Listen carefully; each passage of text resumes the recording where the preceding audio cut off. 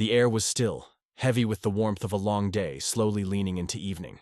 Lake Meadowbrook shimmered with streaks of gold, like liquid fire reflecting the weight of the summer sun. Out here, surrounded by tall pines that swayed gently in the breeze, the world finally felt quiet, the kind of quiet that heals. I had chosen this dock on purpose, not just anywhere along the shore, but this exact spot, because it gave me what I'd been craving: solitude, clarity, and a brief reminder of the calm that had become harder and harder to hold on to in a world running faster every day.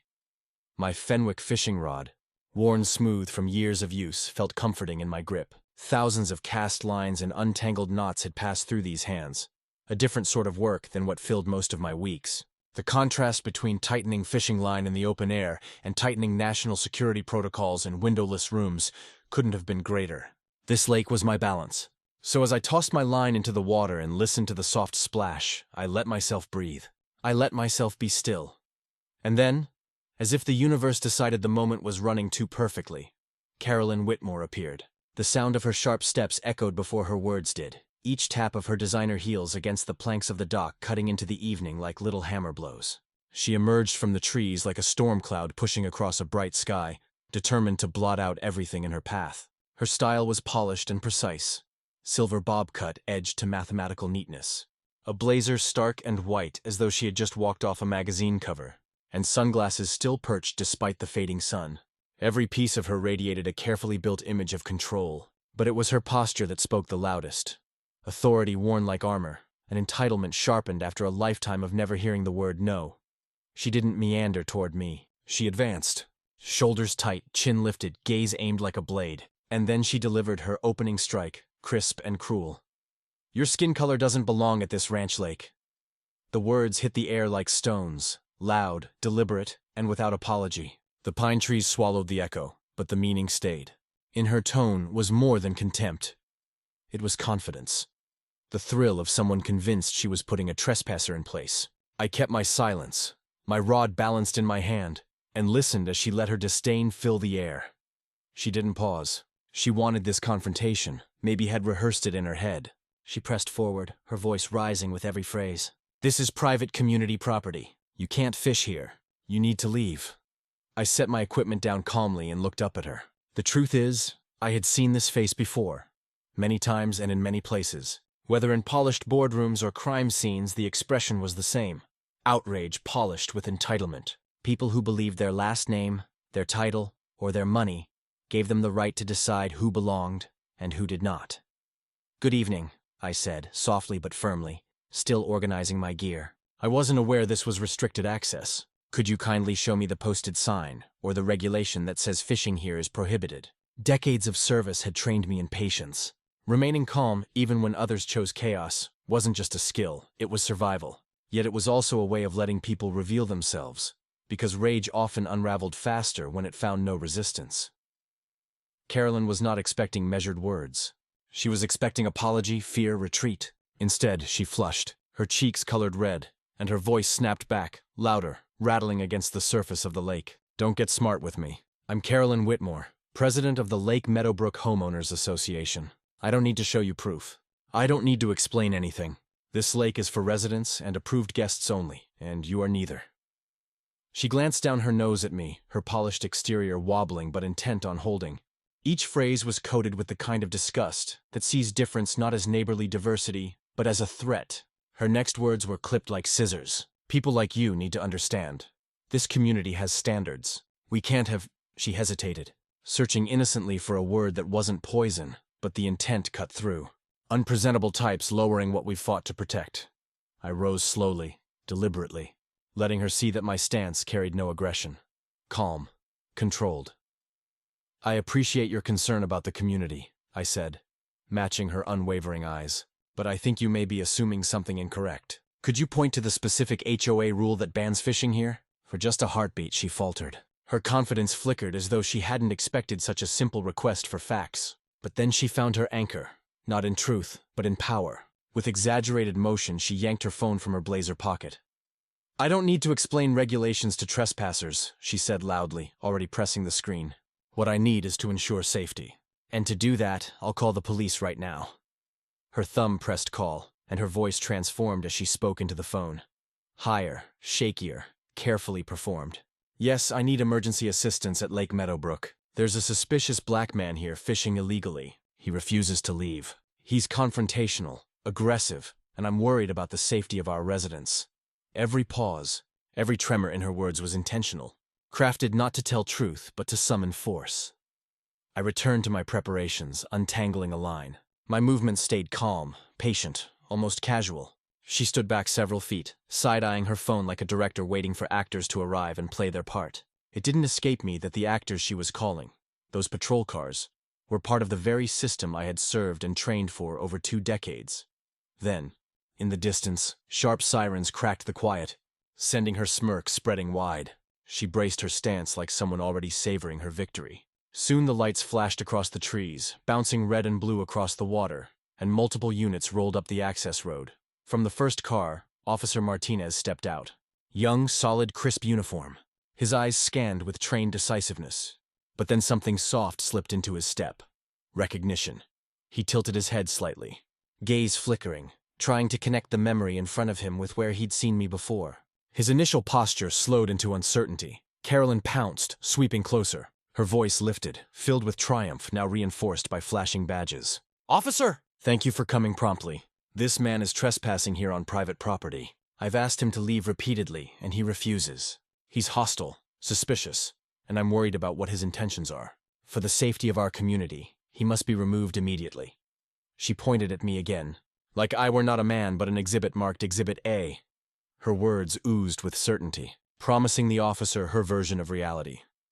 But Officer Martinez wasn't watching her anymore. His eyes locked onto mine, and in that short moment, the flicker of full realization crossed his face. His shoulders shifted, his stance changed, and his voice dropped, surprised and careful all at once. "Sir, are you Agent Patterson from the FBI Academy?" And in that whisper, disbelief wove itself with recognition. His memory tugging the image of the instructor who had stood before him 6 months ago, teaching seminars on fairness, respect, and community trust. Officer Martinez finished his whispered question, his voice carrying a mix of recognition and disbelief. I could see the wheels turning in his head as he tried to reconcile the man he remembered from the de-escalation and community bias training seminar with the situation Carolyn had reported. His entire demeanor shifted from standard police response mode to something approaching reverence, though he was clearly trying to maintain professionalism in front of the woman who had called him here. Martinez had been one of my more attentive students during that particular training session, asking thoughtful questions about implicit bias and community relations that suggested he actually cared about doing the job right, rather than just getting through another mandatory course. Carolyn, oblivious to the change in dynamics, stepped forward with renewed authority. "Officer, I don't care who this man claims to be. He's trespassing on private property and needs to be arrested immediately." She crossed her arms and adopted the pose of someone accustomed to having her demands met without question. "I've already explained the situation clearly. This individual has been argumentative, suspicious, and completely disrespectful to community leadership. We cannot allow this kind of behavior to set a precedent for other undesirable elements who might think they can just wander into our neighborhood whenever they please." The casual way she referred to people as undesirable elements revealed more about her worldview than she probably intended. Martinez looked between us, clearly struggling with how to proceed. "Ma'am, I understand your concerns, but I need to verify some information before taking any action." He turned to me with poorly concealed excitement. "Sir, I have to ask. You probably don't remember me, but I was in your class about 6 months ago. You taught us about recognizing unconscious bias in traffic stops and community interactions. That session actually changed how I approach my job." The young officer's enthusiasm was genuine, and I could see Caroline's confusion growing as she realized the conversation wasn't going according to her script. She had expected immediate compliance, arrest procedures, and validation of her authority. "I remember that class," I replied calmly, maintaining the same measured tone I'd used throughout the confrontation. "You asked some excellent questions about balancing community safety with constitutional rights. It's good to see you putting those concepts into practice." I noticed Martinez straightening slightly at the recognition, pride evident in his posture. Meanwhile, Caroline's face was cycling through several expressions: confusion, irritation, and a growing realization that her simple plan to remove an unwanted presence was becoming more complicated than anticipated. She clearly hadn't expected the responding officer to have any kind of relationship with the man she'd reported as a threat. "This is ridiculous," Carolyn interrupted, her voice rising with frustration. I don't care about your previous acquaintance. The fact remains that this man is on private property without authorization.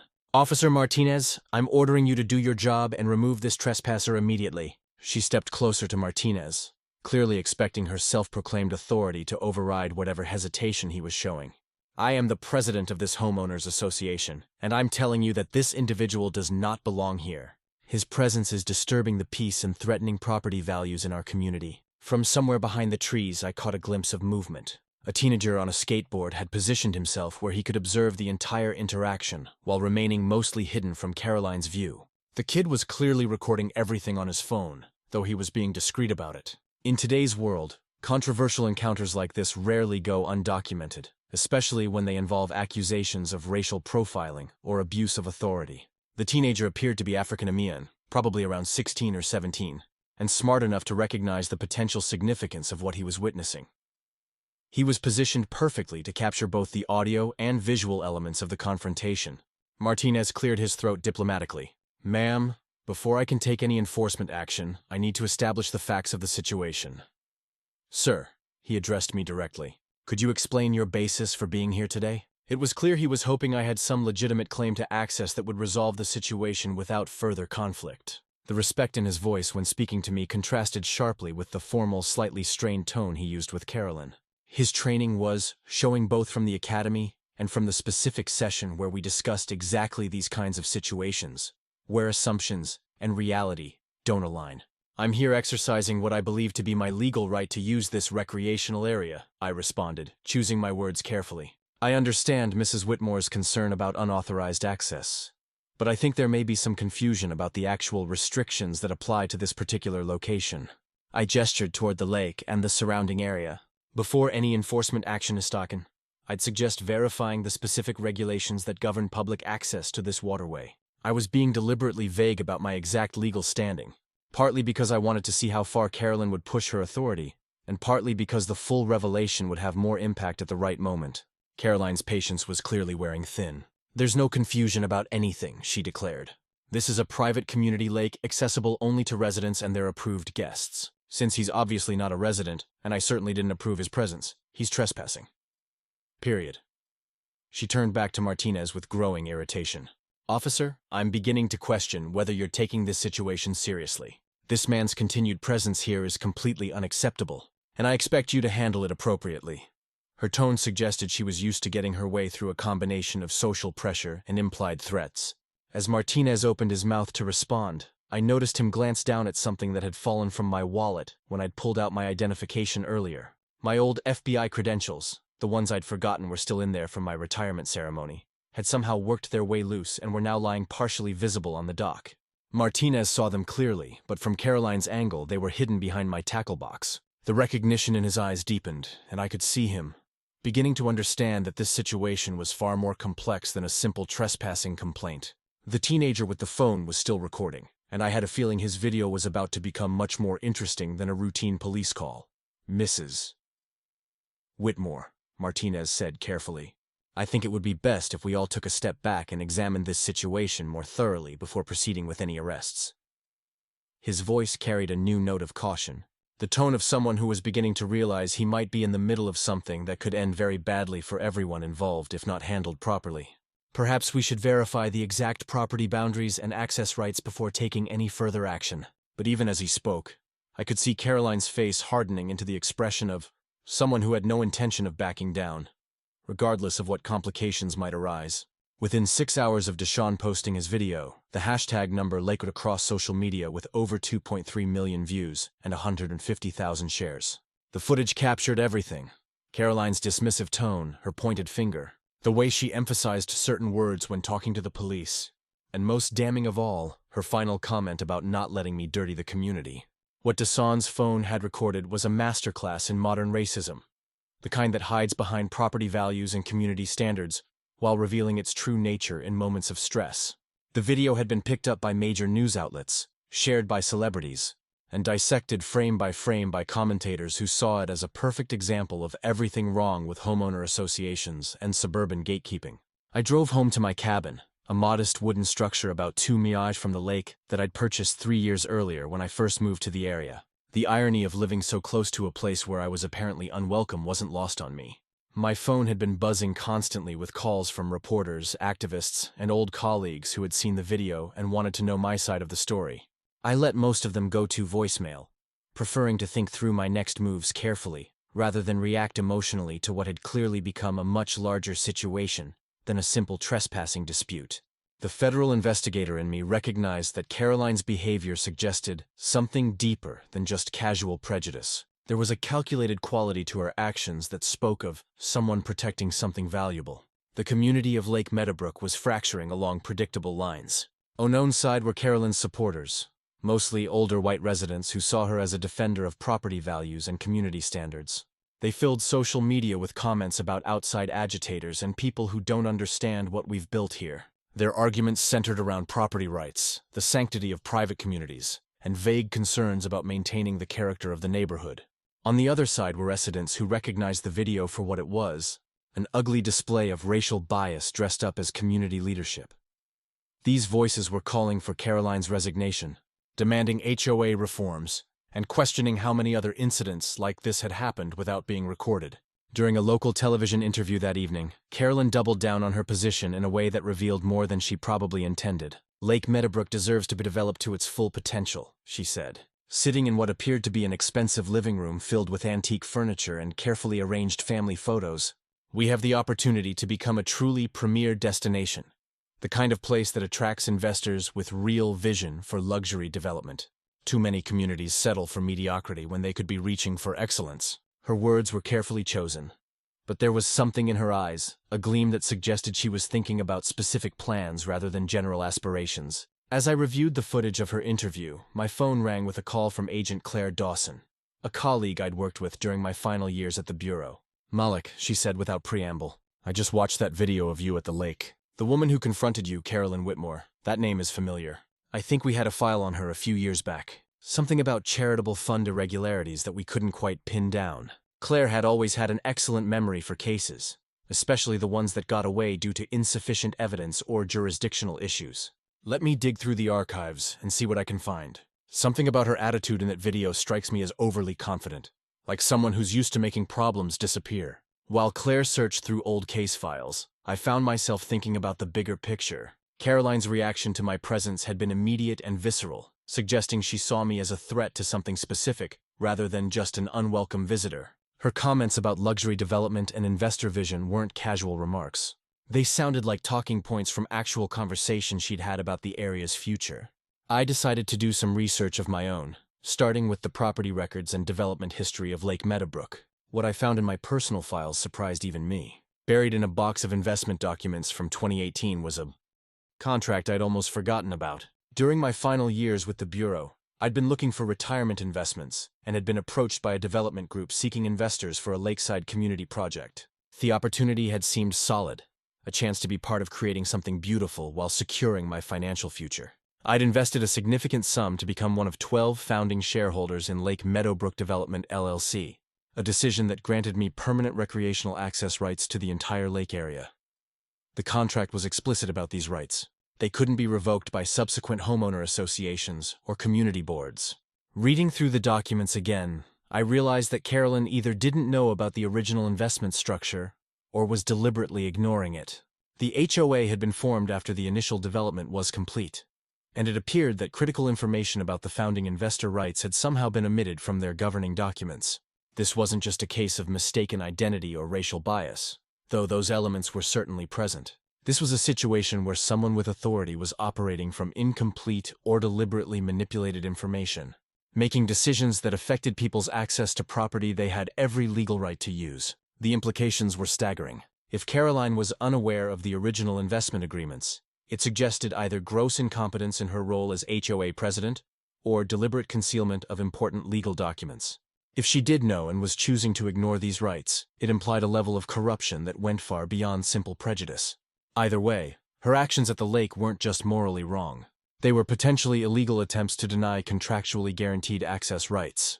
The more I thought about it, the more convinced I became that this incident was connected to something larger, a pattern of behavior designed to control who could and couldn't access valuable community resources. My contemplation was interrupted by another call from Claire. "Malik, I found what I was looking for, she said, her voice carrying the excitement of an investigator who just connected important dots. Caroline Whitmore was indeed a subject in a 2019 investigation into charitable fund fraud. The case was suspended due to insufficient evidence, but the underlying concerns were never fully resolved. There were questions about money being diverted from a veterans' housing charity into personal accounts, but the paper trail was too convoluted to prosecute successfully. She paused, and I could hear papers rustling in the background. Here's what's interesting, though. The investigation notes mentioned that she had connections to several development companies that seemed to benefit from her charitable work in ways that weren't immediately obvious. As I processed this information, I realized that my encounter with Carolyn Whitmore was evolving from a simple case of racial profiling into something that might require the full attention of federal investigators. The combination of potential fraud, civil rights violations, and deliberate obstruction of property rights created a perfect storm of federal interest. But before involving official channels, I needed to understand exactly what I was dealing with. And that meant going public with information that Carolyn clearly didn't want anyone to know.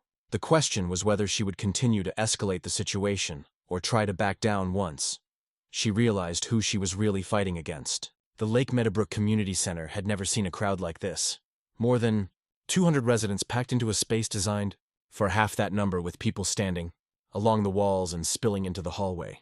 The air was thick with tension, and the competing perfumes and cologne of people who had dressed for what they clearly saw as a pivotal moment in their community's history. Carolyn sat at the head table like a queen holding court, flanked by her loyal HOA board members who looked increasingly uncomfortable as the crowd continued to grow. She had called this emergency meeting to address the recent disruptions to community peace and property values. But everyone knew it was really about the viral video and what it meant for her leadership. "Ladies and gentlemen," Carolyn began, her voice carrying the authoritative tone she'd perfected over years of running these meetings. "We're here tonight because our community is under attack by outside forces who don't understand what we've built here." She gestured toward a prepared presentation, complete with property value charts and crime statistics that somehow painted Lake Meadowbrook as both a paradise worth protecting and a fragile ecosystem threatened by undesirable elements. The recent incident at our lake was a deliberate provocation, designed to undermine the authority that keeps this community safe and prosperous. We cannot allow mob mentality and social media outrage to dictate how we protect our investments and our way of life. The crowd was clearly divided, with Carolyn supporters nodding approvingly, while others shifted uncomfortably in their seats. Mrs. Henderson, one of the few African-American residents, stood up to speak. "Carolyn, what I saw in that video wasn't community protection. It was racism, plain and simple. You had no right to treat that man the way you did, and calling the police was completely inappropriate." Her voice shook with emotion, but she held her ground as murmurs of both support and disapproval rippled through the audience. Several younger families, many of them newcomers to the community, began voicing their agreement, creating a chorus of dissent that clearly frustrated Carolyn. That's when I walked through the main doors, carrying a leather portfolio that contained 50 pages of documents I'd spent the previous day organizing and copying. The room fell silent as heads turned to identify the man at the center of the controversy, and I could see recognition dawning on faces throughout the crowd. Some looked curious, others hostile, but everyone was clearly wondering what I was doing at a meeting where I supposedly didn't belong. Caroline's face went through several expressions: surprise, anger, and something that might have been fear before settling into a mask of cold determination. "Mr. Patterson," she said, her voice dripping with false civility, "I wasn't aware that non-residents were invited to speak at HOA meetings. Perhaps you should wait outside while we discuss community business." She looked to her board members for support, clearly expecting them to back up her authority and have me removed. But I had come prepared for exactly this response, and I wasn't going to be dismissed without having my say. The portfolio in my hands contained everything I needed to turn this meeting from Carolyn's carefully orchestrated presentation into something much more revealing. "Actually, Mrs. Whitmore," I replied, walking toward the front of the room with the calm confidence that 20 years of federal service provides, "I believe I have every right to be here, and I have some information that this community needs to hear." I opened my portfolio and withdrew the first set of documents, holding them up so the crowd could see official letterheads and legal seals. "These are the original investment contracts for Lake Meadowbrook Development LLC, dated 2018. As you can see from the highlighted sections, I am one of 12 founding shareholders who invested significant capital to develop this community." The room erupted in surprised murmurs as people leaned forward to get a better look at the papers. Caroline's confident expression faltered as she realized where this was heading. "Those documents could be fabricated," she said quickly. but there was a defensive quality to her voice that hadn't been there before. I've seen sophisticated forgeries and legal disputes before, particularly in the case that went to court in 2017. People will create any kind of paperwork to support false claims about property rights. It was a reasonable response, the kind that might create enough doubt to undermine my credibility. But I had anticipated this exact objection, and come prepared with verification that would be impossible to dismiss. "I understand your skepticism," I said, pulling out my cell phone and putting it on speaker mode. "That's why I arranged for the county clerk's office to be available to confirm the authenticity of these documents." I dialed the number I'd coordinated earlier, and within moments, a clear voice filled the room. "This is Janet Morrison from the county clerk's office. I can confirm that Malik Patterson is listed as a 15% shareholder in Lake Meadowbrook Development LLC, with permanent recreational access rights to all common areas including the lake. These rights were filed with the county in 2018 and remain in effect." The silence that followed was deafening. The implications hit the crowd like a physical wave. People began whispering to each other, pointing at the documents, and looking between Carolyn and me with expressions of shock and confusion. This wasn't just about racial profiling anymore. This was about an HOA president who had either been completely ignorant of fundamental property rights, or had been deliberately concealing them from the community. Either scenario raised serious questions about her competence and integrity that went far beyond the viral video incident. But I wasn't finished. "There's something else this community should know," I continued, my voice carrying the weight of personal history that gave my words additional power. "My investment in this development wasn't just about financial returns. My father was a Vietnam veteran who always dreamed of having a home by the water. He died before that dream could come true, and when the opportunity arose to be part of creating this community, I saw it as a way to honor his memory and fulfill his wish. The lake where I was fishing represents more than recreation to me. It represents the American dream that my father fought to defend." The emotional impact was immediate and visible. Several veterans in the crowd stood up in recognition, and I could see tears in the eyes of people who understood the significance of what I'd shared. Carolyn, however, was not moved by sentiment. She stood up, her face flushed with anger and something approaching desperation. "I don't care what sad story you're telling or what papers you think you have," she declared, her voice rising to a near shout. "Even if you have some technical legal claim, we will not allow outsiders to disrupt the community we've worked so hard to build. This is our neighborhood, and we'll decide who belongs here." It was exactly the kind of statement that revealed her true character, and guaranteed that this confrontation was far from over. Before Carolyn could continue her tirade, an elderly man in the back row stood up slowly, his weathered hands gripping a manila folder that looked like it had seen better days. "Carolyn," he said, his voice carrying the authority of someone who had been keeping secrets for too long, "there's something I need to tell everyone about how you've been managing our HOA funds. I'm Harold Thompson, retired CPA, and I've been silent for 2 years.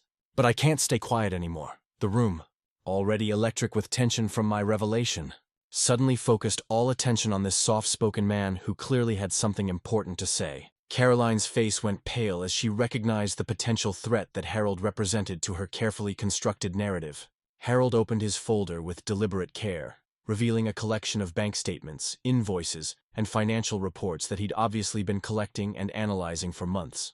"I started noticing irregularities in our quarterly financial reports about 18 months ago."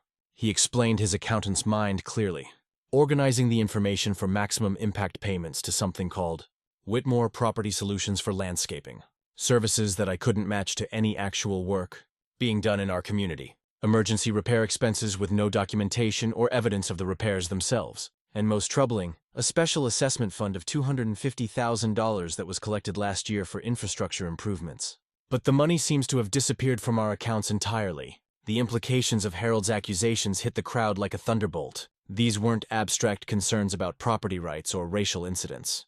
This was about their money, their monthly HOA fees, and the special assessments they'd been told were necessary for community improvements. People began pulling out their phones, presumably to check their own records of payments, while others started calling out questions about specific projects they'd been told were funded by their contributions. Carolyn tried to interrupt several times, but Harold had clearly prepared for this moment and wasn't going to be silenced.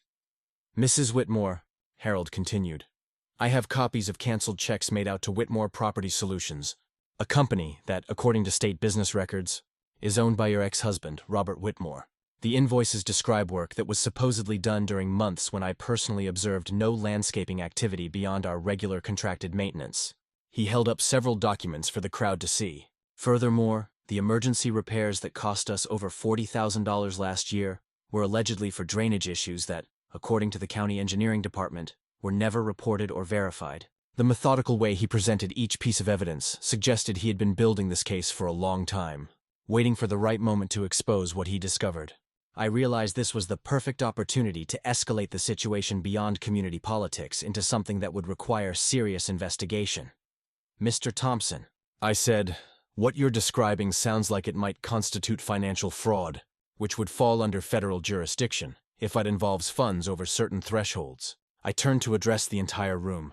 "Based on what I'm hearing and combined with some information I've recently received from federal sources, I think this community needs to consider requesting an official investigation into these financial irregularities." The suggestion sent a ripple of excitement and fear through the crowd, as people realized this might be the beginning of something much bigger than a simple show dispute. That's when I made the decision to bring in official resources. I pulled out my phone and called Agent Claire Dawson, putting the call on speaker so the entire room could hear. "Claire, this is Malik. I'm at a community meeting where serious allegations of financial misconduct have been raised against the HOA president. Given the federal threshold amounts involved in some previous concerns about this individual, I think we need to open an official investigation." Claire's voice came through clearly, professional and reassuring. "Malik, based on our previous conversation and what I'm hearing now, I agree. HOA funds over $2 million fall under our jurisdiction, especially when there are patterns of potential fraud involving interstate commerce." As Claire spoke, I watched Caroline's face cycle through several emotions. The confident authority she displayed earlier was cracking, replaced by something approaching panic, as she realized the situation was spiraling completely beyond her control. But what came next revealed the true scope of what we were dealing with. Claire continued, "Malik, you should know that our preliminary investigation has uncovered some concerning connections. Carolyn Whitmore appears to have secret agreements with a development company called Metropolitan Development Corporation. They've been positioning themselves to purchase lakefront properties at below-market prices, ostensibly for a luxury resort development that would displace current residents." The revelation hit the community like an explosion. People began shouting questions, demanding explanations, and looking at Carolyn with expressions that ranged from betrayal to outright fury. This wasn't just about stolen HOA funds anymore. This was about a systematic plan to force them out of their homes so that someone else could profit from the land they'd invested in and loved. The pieces were falling into place, painting a picture of corruption that went far beyond simple racial bias or administrative incompetence. But the most devastating revelation was still to come. Claire's voice continued through the speakerphone. "We've also uncovered evidence suggesting that this pattern of harassment and forced displacement has been used in other communities. The Johnson family, who sold their home here in 2022, has provided testimony about systematic harassment that included false reports to employers and deliberately orchestrated conflicts designed to make their lives unbearable." My blood ran cold as I realized that what had happened to me at the lake wasn't an isolated incident of prejudice. It was part of a calculated campaign to remove undesirable residents and prepare the community for sale to developers. The emotional impact on the crowd was immediate and powerful. Several people stood up to share their own experiences of unexplained harassment, sudden rule changes that seemed targeted at specific families, and pressure to sell their homes to interested buyers who had approached them out of nowhere. What had started as individual grievances was now revealed as a coordinated effort to ethnically and economically cleanse the community in preparation for a more profitable development. The scope of the betrayal was staggering, and Carolyn's position had become completely untenable. As the meeting devolved into chaos with people demanding immediate action, and Carolyn desperately trying to deny everything, I knew that this was just the beginning. The federal investigation that Claire had mentioned would take time to develop. But the community now had enough information to take immediate action against their corrupt leadership. More importantly, they understood that what had happened to me was part of something much larger and more sinister than a simple case of lakeside racism. The question now was whether Carolyn would try to flee or whether she would continue to fight, not knowing that her every move was likely being monitored by federal agents who had finally found the evidence they needed to bring her down. 2 weeks later, I decided to go Allen. I called for a special community assembly with the oversight of county sheriff deputies and my attorney, Angela Blake, a civil rights lawyer who specializes in HOA corruption cases. The community center had been transformed into something resembling a courtroom with over 300 residents in attendance. Local media representatives positioned along the walls, and an atmosphere that crackled with the electricity of long-awaited justice. Angela had helped me organize evidence packets for every attendee, complete with financial documents, email correspondence, and a timeline of Caroline's systematic abuse of power. This wasn't just a community meeting anymore. It was a public trial where the truth would finally be exposed to everyone who had been living under Caroline's corrupt leadership. I stood at the front of the room with a presentation system that would have impressed a federal prosecutor, complete with slides, evidence displays, and audio equipment that ensured every word would be heard clearly throughout the packed space. Ladies and gentlemen, I began, my voice carrying the authority of 2 decades in federal service. What we're about to review tonight isn't just about one incident at a lake or even about HOA mismanagement. This is about a systematic campaign of fraud, discrimination, and community manipulation that has been operating under your noses for years. The room fell silent as people leaned forward, understanding that they were about to hear something that would change their community forever. The first set of evidence I presented consisted of email exchanges between Caroline and various board members that Harold Thompson had somehow obtained through his methodical investigation. These weren't just administrative communications. They were racist rants disguised as community planning discussions. Slide number 3 shows an email from Mrs. Whitmore to board member Patricia Mills dated last December. I explained, reading directly from the projected text, quote, "We need to be more aggressive about screening potential buyers. The wrong kind of families are starting to show interest in our community, and we can't let property values suffer because of poor demographic choices." End quote. The gasps and murmurs from the audience revealed that most people had never seen this side of their HOA leadership, but the financial evidence was even more damning. Angela had worked with Harold to create a comprehensive analysis of fund transfers that painted a clear picture of systematic theft over the past 3 years. I continued. Approximately $400,000 in HOA funds have been diverted to companies owned by Caroline's family members and business associates. Whitmore Property Solutions received payments for landscaping work that was never performed. Emergency repair contracts went to her brother-in-law's construction company for problems that county inspectors say never existed. And the special assessment fund that you all contributed to has been used as a personal slush fund for expenses that have nothing to do with community improvement. The room erupted in angry voices as people realized the scope of the betrayal. Mrs. Henderson stood up, her voice shaking with fury. "Caroline, you've been stealing from us while lecturing us about community standards and property values. You're nothing but a common thief, hiding behind a position of trust." Other residents began sharing their own experiences, creating a chorus of testimony that painted Caroline as someone who had systematically abused every aspect of her authority. But I wasn't finished with the evidence yet, and the most explosive revelations were still to come. Now, I want to show you something that will explain why Mrs. Whitmore has been so desperate to control who lives in this community, I said, advancing to a slide that showed a detailed map of Lake Meadowbrook with specific properties highlighted in red. These documents obtained through federal investigation show that Metropolitan Development Corporation has been systematically targeting lakefront communities for forced redevelopment into luxury resorts. Caroline has been working as their advance agent, using her position to create conditions that would force residents to sell their homes at below-market prices. The map showed a clear pattern. Properties owned by minorities or elderly residents were specifically marked for priority acquisition through what the documents euphemistically called community pressure campaigns. The evidence became even more personal when I introduced video testimony from the Johnson family who had moved away in 2022 after months of harassment. Their faces appeared on the projection screen, and Miss Johnson's voice filled the room as she described the systematic campaign that had driven them from their home. It started with constant citations for minor violations that other residents never received, she explained, tears visible in her eyes. Then there were false reports to my husband's employer about his background check, complaints to county officials about our landscaping, and finally anonymous threats left on our doorstep. We realized that staying would mean constant warfare, so we sold our house for far less than it was worth just to escape the harassment. As Mrs. Johnson's testimony continued, I watched Caroline's face transform from defiance to something approaching desperation. She had remained silent through most of the presentation, occasionally whispering to the board members who flanked her, but now she could no longer contain herself. "This is all fabricated nonsense," she declared, standing up with a kind of dramatic gesture that suggested she still believed she could control the narrative.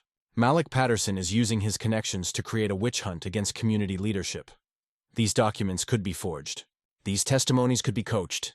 And this entire presentation is nothing more than a revenge fantasy by someone who couldn't accept being told no." But Caroline's desperate defense was interrupted by the sound of footsteps in the hallway outside the community center. Three men in dark suits walked through the main entrance, their FBI credentials clearly visible as they approached the front of the room. The lead agent was someone I recognized immediately. Agent Martinez from the Economic Crimes Unit, who had been one of my most promising students during his training at Quantico 5 years earlier. The sight of federal agents entering the meeting sent a wave of shocked silence through the crowd as people realized they were witnessing something unprecedented in their community's history. "Mrs. Carolyn Whitmore?" Agent Martinez announced, his voice carrying the formal authority of federal law enforcement. "You are under arrest for conspiracy to commit mail fraud, money laundering, and civil rights violations under federal statutes." As he spoke, the other agents moved to positions that effectively blocked any potential escape routes, their presence transforming the community meeting into an arrest scene that would be talked about for years to come. "You have the right to remain silent.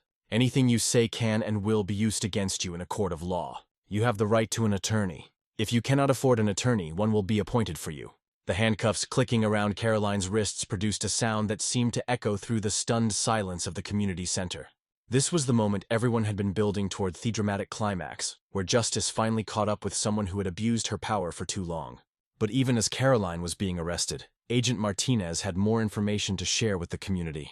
"I want everyone here to know that Mrs. Whitmore's arrest is part of a larger federal investigation into systematic community displacement schemes operating in 12 states. Metropolitan Development Corporation and its associates have been using corrupt HOA leadership to force residents out of valuable properties through harassment, financial manipulation, and discriminatory enforcement of community rules." The scope of the conspiracy was staggering, reaching far beyond Lake Meadowbrook to communities across the country where similar schemes had been operating under the radar of local law enforcement.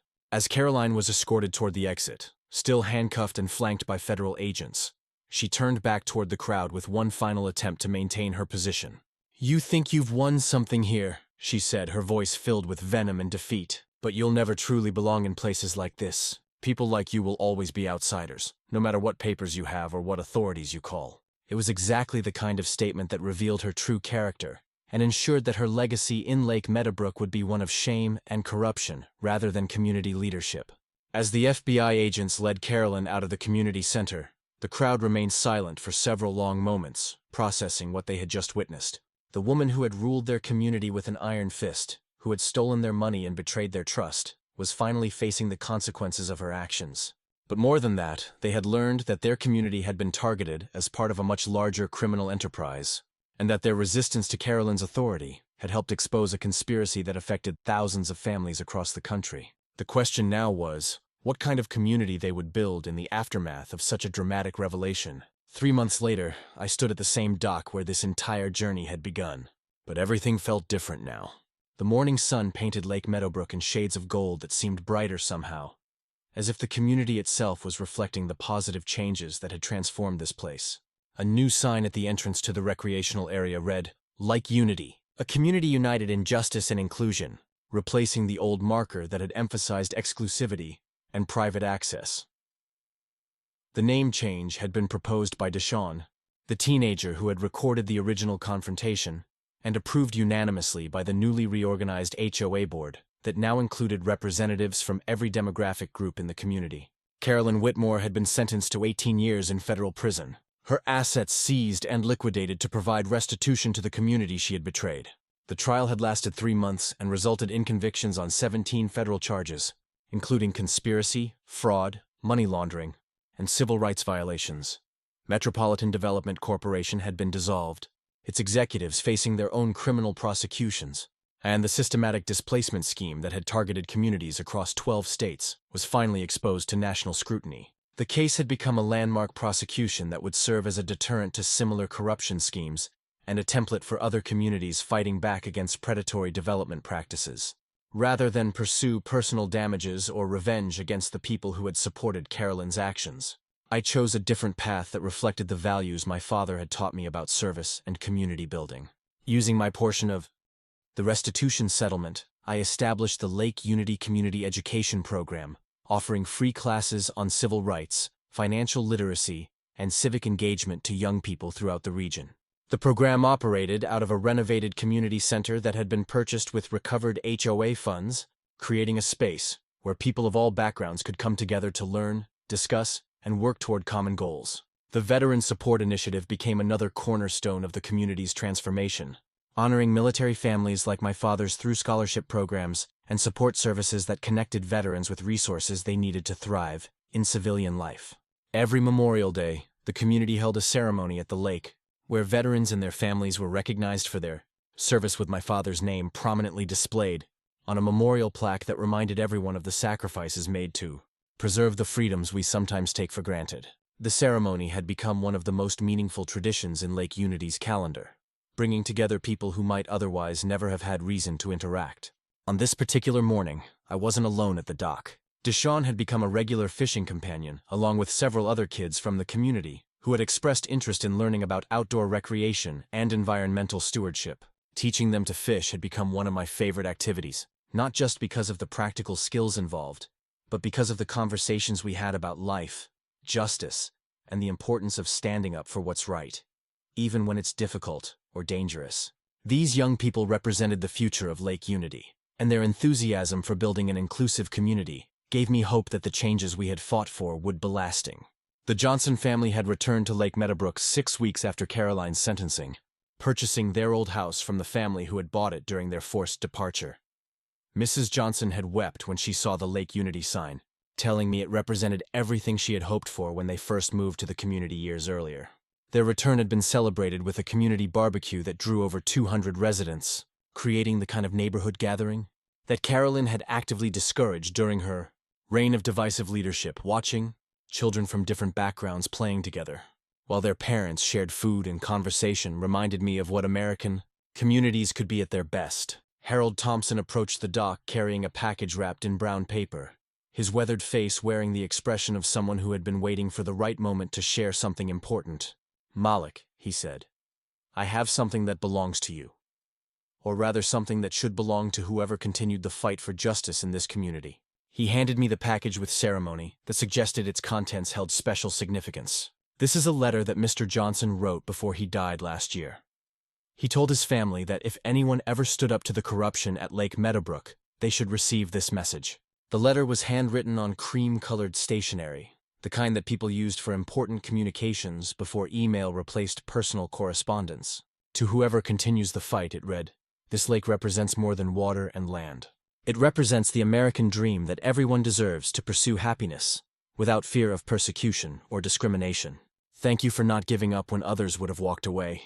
Thank you for proving that justice and community can triumph over hatred and greed. Your courage has created something beautiful that will outlast all of us." Reading those words, I felt a connection to a man I had never met, but whose values aligned perfectly with everything the struggle had represented.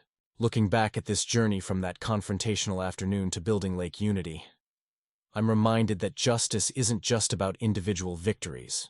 It's about creating lasting change for everyone. Standing up to corruption and discrimination wasn't easy, but seeing children of all backgrounds playing together by this lake makes every difficult moment worthwhile. If stories like mine inspire you to believe in the power of community and courage, I'd love for you to join the Happer Stories family. Your support helps us share more tales of ordinary people creating extraordinary change.